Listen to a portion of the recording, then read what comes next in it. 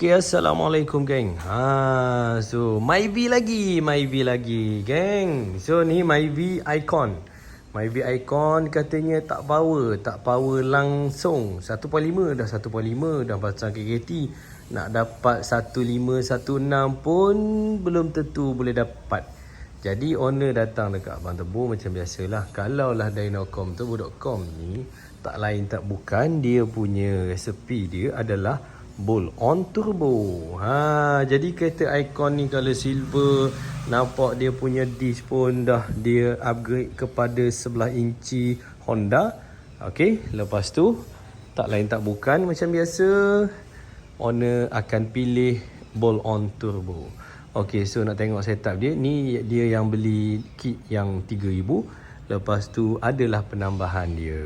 Okey, so kita tengok 3000 apa yang customer ni dapat. Okey, nampak dah ni. Apa yang customer ni dapat? 3000 dia dapat turbo kit. Okey. Dia dapat turbo kit, lepas tu dia dapat ni fuse system, fuse system masuk yang original pakai Works. Okey. Lepas tu ada lifetime warranty. Injector pakai 340, 340cc. Lepas tu plug dia pakai plug. Sebelum ni plug cat ayam. Lepas tu kita pakai plug iridium. Okey, plug iridium. Okay, plug jangan lupa plug kalau nak pakai belilah yang original Yang ni original. Lepas tu kalau apa jadi kalau dia pakai yang cat ayam, nampak? Tumpul geng. Kita tak tahu mana dia punya platinum dia punya iridium dia hilang. Ni Denso, banyak yang kopi. Hati-hati idling pun jadi gila, kereta pun akan jadi gila. Okey. Lepas tu internal dia semua standard. Lepas tu piping kita ubah sikit. Kalau asal dia daripada intake throttle body, intake baring, dia pakai sebelum ni yang ni intake baring, so kita buat yang lain pipe yang lain. Okey, kita tak usik yang ni, jadi pipe lalu ke bawah. Blow off pakai GWD. Plug DCP8, wastegate tiang, banana ADM dapat banana ADM. Ni Works. Lepas tu intercooler tak nampak kat dalam, sorok je kat dalam, tapi intercooler kat depan besar geng. Okey, dia untung, owner ni untung sebab satu lagi, owner dapat exhaust apa? Exhaust 2.5 inci full system, daripada depan sampai belakang full system.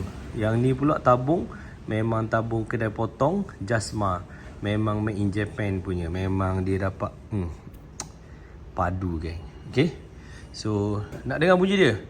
Jangan lupa like, share, komen. Lepas tu subscribe turbo.com. Okay, dah subscribe. Okay, jom kita dengar bunyi enjin.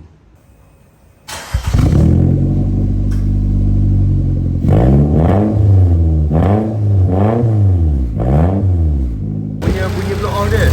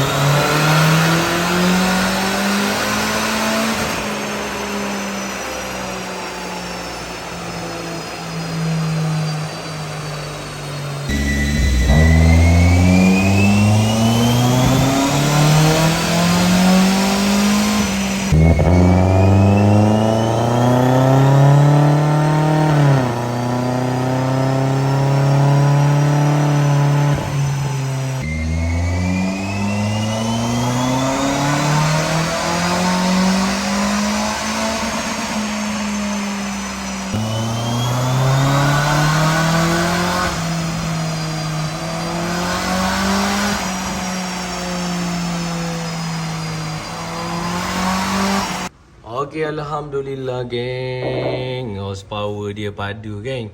Nampak je boost 04, 05, 04 lebih, tapi dia punya horsepower geng 162.4 horsepower. Lepas tu dia punya torque dia 229 geng. Memang ni kalau jalan basah memang akan spin. Jadi traction tak ada. Kalau tengok dengan torque ni, horsepower 162, power to weight ratio dia sangat tinggi lah. Kalau tengok dengan dia punya horsepower tu, Ujung mari geng. Ujung langsung tak ada power jatuh. Ujung tegak je power dia, okay. Dia setup simple. Paling senang nak naik horsepower, bolt on lah. Senang cerita, bolt on lah, okay. So tu saja video kita, simple-simple je. Okay, Assalamualaikum warahmatullahi wabarakatuh. Mantap Pak Abu.